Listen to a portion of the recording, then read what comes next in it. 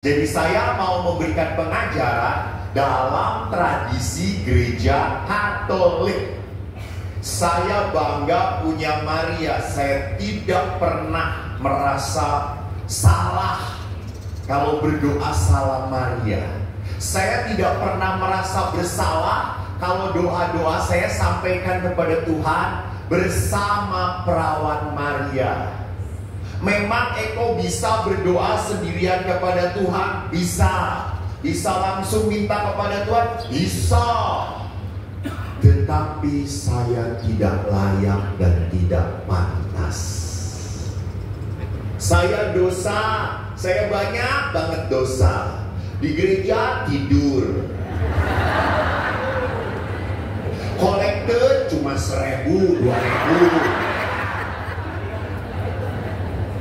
Khotbah kepanjangan, kencing keluar. Itu dosa-dosa kecil, coy.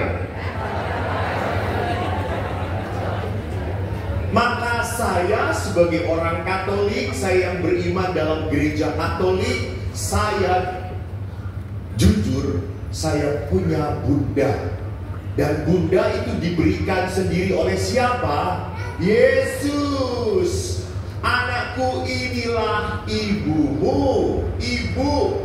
Maka Maria itu ada yang menyebutnya Mama Maria, ada yang Bunda Maria, ada yang Ibu Maria.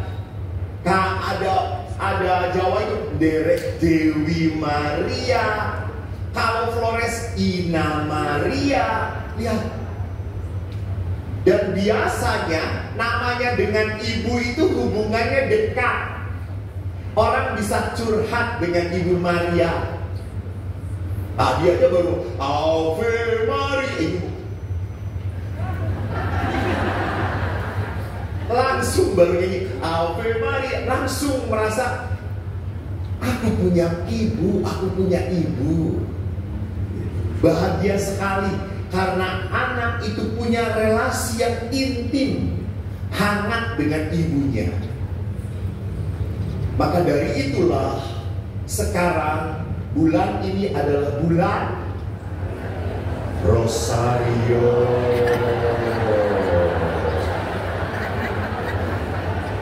Kalau Mei bulan Maria, sekarang bulan Rosario.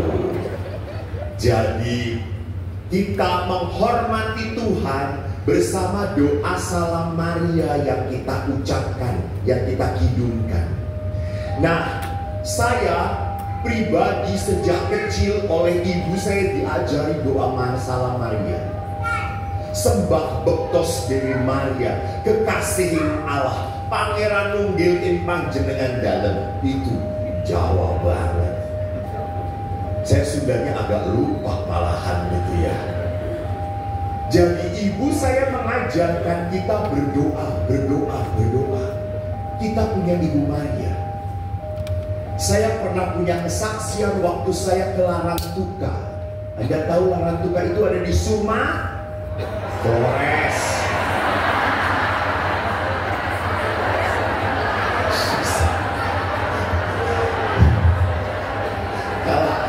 Kalau seminar di depan mbah-mbah itu kacau semuanya. Di Flores Larantuka, itu Flores bagian timur. Ada sebuah tradisi pada saat masa Paskah, terutama Trian Suci, disebut sebagai Samana Santa. Saya datang waktu pertama kali. Jadi waktu itu ada perarakan Tuan Ma dan Tuan Ana, lalu dimasukkan ke dalam gereja katedral. Saya ikut misa dengan Bapak Uskup, dengan beberapa pastor yang datang. Pada saat kami perarakan, saya tuh sudah melihat di awan gelap banget. Dan Bunda Maria itu harus diarak masuk ke dalam gereja, baru misa dimulai. Saya sudah lihat gelap, saya sudah berpikir pasti hujan. Ini katedral, ini pastoran, itu tidak ada kanopi. Lalu saya berpikir, buset, nanti kita basah-basah. Dan tidak ada satu orang Flores pun yang bawa payung.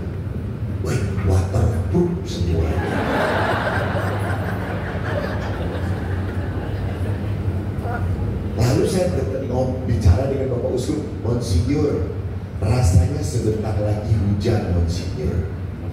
Kok nggak ada panitia yang menyiapkan payung supaya kita nggak kebasahan, Monsinyur? Monsinyur langsung menatap saya. Wajahnya kayak gini. Romo baru sekali di sini ya. Saya langsung, iya Monsinyur. Romo nanti lihat Bunda Maria masuk, hujan deras. Pasti hujan deras. Karena Maria mau menyucikan. Dan nanti Romo lihat Bunda Maria sampai dimasuk ke dalam gereja dan ditahtakan, hujannya berhenti. Saya itu cuma diam. Langsung berkata dalam hati, masa gitu? Oh ya? Saya diam. Dan betul, hujan deras banget. Seperti disiram langsung, gak ada kecil-kecil, biur langsung.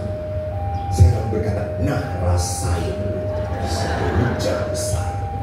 Maria diarah muter dengan lagu Ina Maria yang keren itu, jalan masuk. Dan betul di saat Maria ditahtakan, para pembawanya itu keluar, mati langsung hujan itu. Lalu uskup melihat pada saya dan berkata, lihat pastor, ampunilah Monsinyur hamba yang berdosa. Kok bisa ya? Saya yakin Bapak Ibu pun punya pengalaman dengan Bunda Maria. Doanya dikabulkan Tuhan karena doa-doa disampaikan dengan Bunda Maria. Maka inilah devosi. Devosi itu adalah apa? Hubungan pribadi karena punya kedekatan. Maka ada devosi rosario, ada devosi hati kudus Yesus, ada devosi kerahiman ilahi, hati saka perawan Maria. Begitu banyak devosi. Nah, kita lihat seperti apa Bunda Maria, bukan seperti itu. Tolong dibahas. Nah, saya ingin mengajak Bapak Ibu untuk berbicara tentang Bunda Maria dari Magnificat, dari Kidung Maria. Saya bacakan terlebih dahulu ya. Beberapa waktu kemudian berangkatlah Maria dan langsung berjalan ke pegunungan menuju sebuah kota di Yehuda. Di situ ia masuk ke rumah Zakaria dan memberi salam kepada Elisabet. Dan ketika Elisabet mendengar salam Maria, melonjaklah anak yang di dalam rahimnya, dan Elisabet pun penuh dengan Roh Kudus. Lalu berseru dengan suara nyaring, diberkatilah engkau di antara semua perempuan, dan diberkatilah buah rahimmu. Siapakah aku ini sampai ibu Tuhanku datang mengunjungi aku? Sebab sesungguhnya ketika salammu sampai kepada telingaku, anak yang di dalam rahimku melonjak kegirangan. Dan berbahagialah ia yang telah percaya, sebab apa yang dikatakan kepadanya dari Tuhan akan terlaksana. Lalu kata Maria, jiwaku memuliakan Tuhan, hatiku bergembira karena Allah Juru Selamatku, sebab ia telah memperhatikan kerendahan hamba-Nya. Sesungguhnya mulai dari sekarang segala keturunan akan menyebut aku berbahagia, karena Yang Maha Kuasa telah melakukan perbuatan-perbuatan besar kepadaku, dan namanya adalah kudus. Rahmat-Nya turun-temurun atas orang yang takut akan Dia. Dia memperlihatkan kuasa-Nya dengan perbuatan tangan-Nya dan mencerai-beraikan orang-orang yang congkak hatinya. Ia menurunkan orang-orang yang berkuasa dari tahtanya dan meninggikan orang-orang yang rendah. Ia melimpahkan segala yang baik kepada orang yang lapar dan menyuruh orang yang kaya pergi dengan tangan hampa. Ia menolong Israel hamba-Nya karena ia mengingat rahmat-Nya seperti yang dijanjikannya kepada nenek moyang kita, kepada Abraham dan keturunannya untuk selama-lamanya. Dan Maria tinggal kira-kira 3 bulan lamanya bersama dengan Elizabeth, lalu pulang kembali ke rumahnya. Demikianlah sabda Tuhan. Terpujilah Kristus. Lihat bahwa ada kuasa Tuhan terjadi pada Elizabeth karena Elizabeth mandul. Dia sudah tidak mungkin punya keturunan, tetapi karena Tuhan terjadi. 2. Maria sedang bertunangan dengan Yusuf. Malaikat Gabriel datang dan memberi salam kepada Maria. Engkau terberkati. Engkau akan mengandung seorang anak dan akan dinamai Yesus. Maria bukan ragu, bukan mempertanyakan. Maria hanya mengatakan, bagaimana mungkin itu terjadi? Karena aku belum bersuami. Gabriel berkata, Roh Kudus akan turun atasmu. Lihat.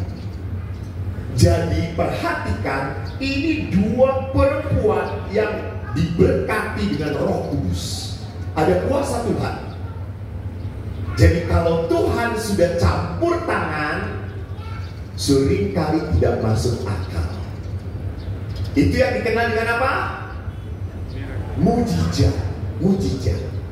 Mujizat terjadi karena Tuhan campur tangan. Hal yang tidak mungkin menjadi mungkin. Ibu, bapak, jangan berpikir mujizat itu selalu yang besar-besar. Tidak. Banyak hal mujizat yang kecil-kecil dalam hidup kita. Contoh, makan. Makan aja. Ada yang dimakan, mau makan, dan bisa makan. Itu kan mujizat. Karena ada yang mau makan, bisa makan, tidak ada yang dimakan. Orang miskin, pemulung, ya tidak. Ada yang dimakan, bisa makan, tapi nggak mau makan. Itu ibu-ibu yang ingin badannya kurus-kurus.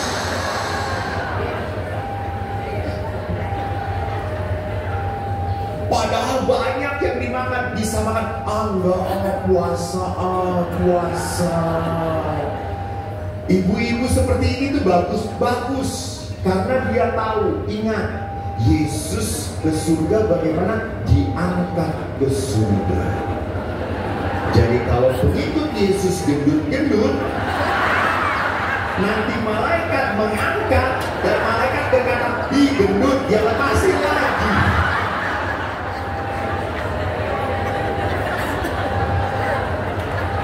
Tolong bertobatlah. Pintu kerajaan itu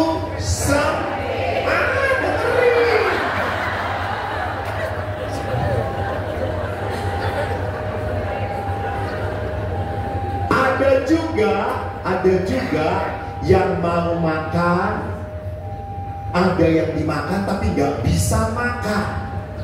Orang sakit, itulah.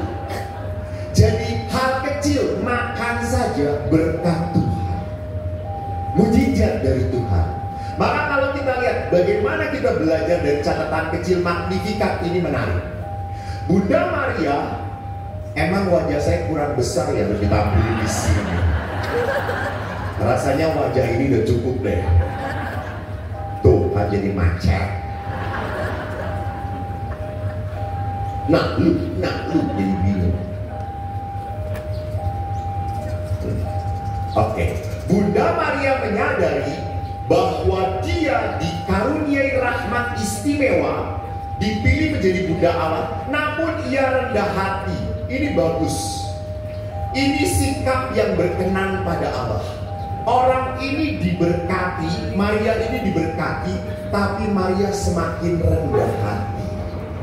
Itu keren. Karena seringnya kalau orang dapat berkat, dapat kehebatan, jadi sombong.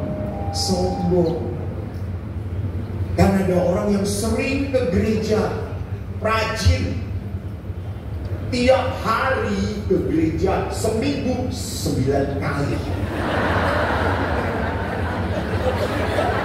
Kan hari minggunya kan 3 kali di sini.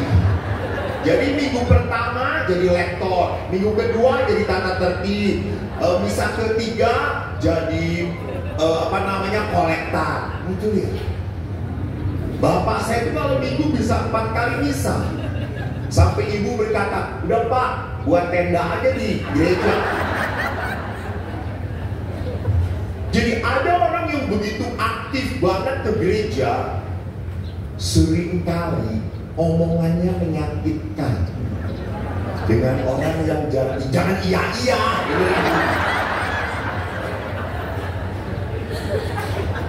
Seringkali merendahkan orang yang jarang ke gereja. Kamu jarang ke gereja, lihat namaku sudah tertulis di kuburan.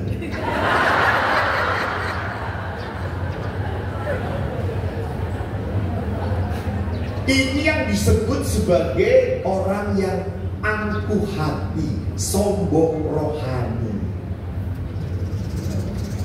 Juga sama, misalnya ada orang yang ikut persekutuan doa, gitu. Lalu kan ada bahasa dalam roh, lalu bisa berbahasa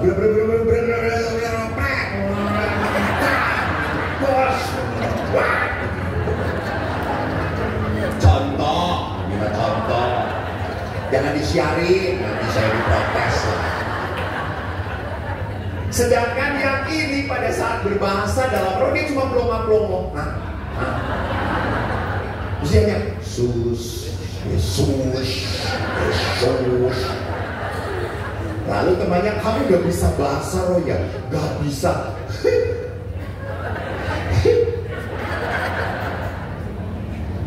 Orang dikaruniai. Oh, ada di sini dari penerjemah. Saya pikir ngapain dia di sini?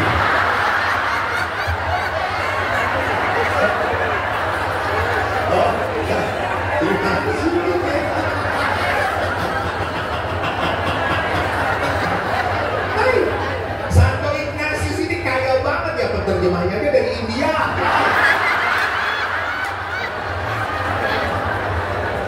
Aja.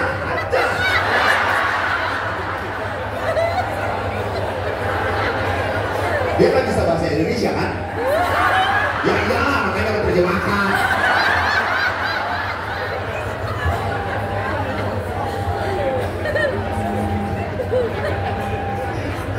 Sama, sering kali juga kita berpikir saya diberkati, saya makin banyak, dan kita lupa setelah diberkati kita pun harus membagi berkat. Ibu-ibu jangan lupa kalau membagi berkat itu bukan masalah money, uang, bukan. Ibu senyum itu berkat. Ojo mamplong-mamplongmu, udah giginya tinggal 2.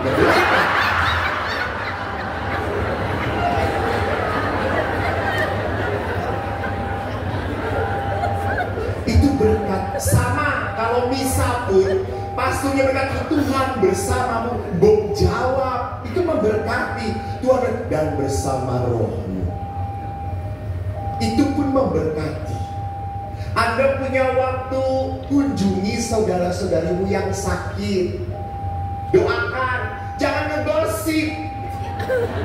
Romonya sering datang nggak? Enggak, memang Romo itu males. Kunjungan itu berbagi berkat. Maka lihat di sini, Maria tidak hanya diberkati, tetapi ia tetap rendah hati. Saya diberkati Tuhan bukan karena saya baik, tetapi karena Tuhan baik. Misalnya contoh, ibu-ibu di sini pada misa. Ini kan dari PD Santa Ana. Misa jam 5, setengah 5 sudah datang rosario hening. Yang sini kan anak-anak kegelapan. tersinggung. Misa jam 5 pas komuni baru datang. Lalu komunilah mereka satu-satu. Tubuh Kristus, tubuh Kristus, tubuh Kristus. Saya tanya, ini kan datangnya terlambat, gak mempersiapkan. Apakah ibu-ibu yang di sini menerima tubuh Kristus? Hah? Menerima tubuh Kristus atau tidak? Menerima tubuh Kristus atau tidak? Apakah yang diterima tubuh Kristus atau hosti? Tubuh Kristus.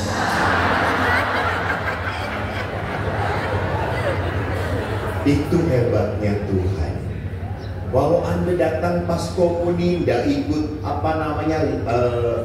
membuka liturgi sabda, apalagi kolektif, tidak ikutan. Apakah Anda menerima tubuh Kristus? Terima tubuh Kristus.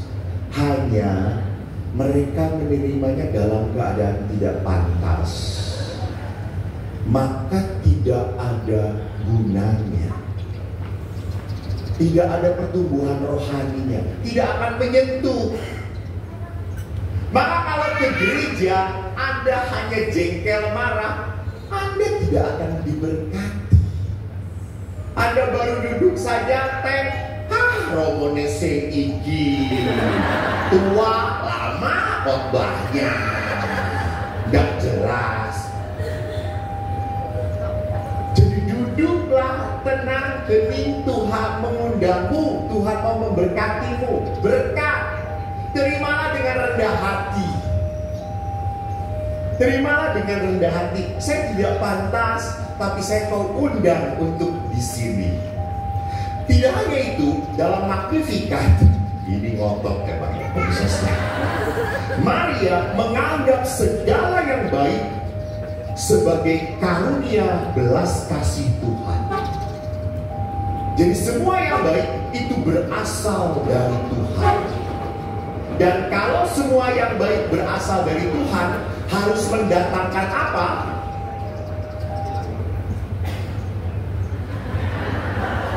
Faisal. Makanya kalau bisa sebelumnya, kalau semua yang baik berasal dari Tuhan, maka kita harus apa kepada Tuhan? Pinter.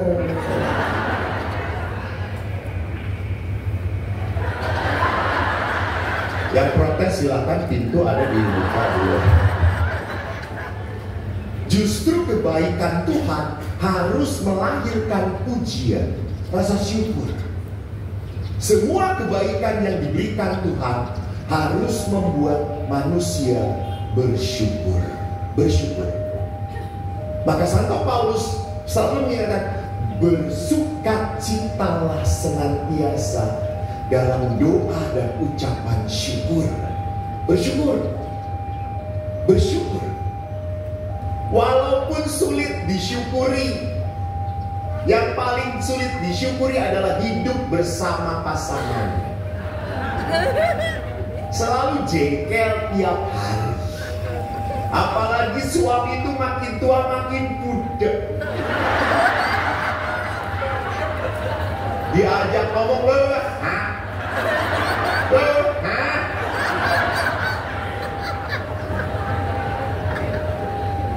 Sudah budak, nggak cepet lagi gimana? Ayo Pak E. Oh shit. Makin emosi. Bisa nggak bersyukur? Nggak berterima kasih. Jadi bersyukur itu bukan berarti semuanya saya terima dengan senang. Itu sih gampang. Walaupun hal yang tidak senang, menyenangkan, saya terima dengan rela hati, ikhlas hati. Itu bersyukur. Jadi kalau Anda punya anak-anak yang tidak tahu diri, sudah pada nikah tapi tidak pernah ingat orang tuanya, ya sudah, bersyukurlah Tuhan bahwa dia sudah bisa menjadi anakku. Walaupun sekarang dia menjauh dariku, aku berdoa, aku doakan, aku tetap memberkati dia. Itu, walaupun sakit, saya tetap memberkati dia. Ini yang diajarkan dari teladan Maria. Maka Magnificat, kalau kita bisa lihat, menarik di dalam Di dalam tradisi di Argentina, seorang jenderal pernah melarang devosi Bunda Maria dan doa Hidup Maria. Padahal jenderal ini adalah sangat Katolik dan sangat devosi pada Maria. Kenapa? Karena jenderal ini menjadi seorang otoriter. Dia bertanggung jawab atas kehilangan beberapa anak dan beberapa ibu istri dibunuh oleh dia. Dan dia marah karena para ibu itu selalu mendaraskan rosario dan mengakhiri dengan Kidung Magnificat. Dan Kidung Magnificat tadi kan isinya apa? Tuhan menurunkan orang berkuasa dari tahtanya. Dia marah.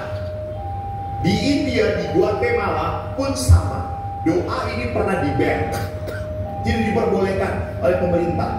Karena doa ini betul-betul sangat politis. Allah akan merendahkan orang-orang yang sombong, menurunkan mereka, dan mengangkat yang hina-hina. Maka kalau kita telusuri, Magnificat Maria adalah inti doa yang sesungguhnya. Jadi doa itu tidak hanya belajar dari Bapa kami, tapi kita belajar dari Magnificat Maria, Kidung Maria. Apa dikatakan? Fokus doa Magnificat adalah Tuhan Allah yang Maha Kuasa yang melakukan hal besar di antara kita. Jadi kalau kita berdoa, sikap batin pertama-tama adalah apa? Mengakui Allah yang Maha Besar memberkati saya yang maha kecil. Itu sikapnya. Jadi kalau saya Allah Maha Besar dan kita maha kecil, sopan nggak kalau di gereja tidur? Kalau Allah Maha Besar dan kita maha kecil, sopan nggak kalau kita di gereja buka WA?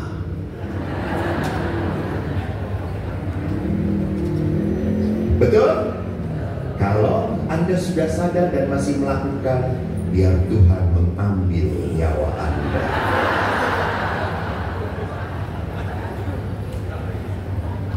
Saya sedih sekali. Suatu saat saya misa. Saya waktu itu belum terkenal. Anda gak suka gak apa-apa. Gak foto dengan gua nanti. Saya bisa gak pakai jubah, pakai baju biasa. Di depan saya ada bapak-bapak, anak muda. Lalu kan waktu doa syukur agung kita berlutut, karena ada tempat lututnya. Pas konsekrasi, bapak-bapak itu ngangkat handphone dia baca WA sambil begini. Saya begini, saya jadi menyembah handphone dia.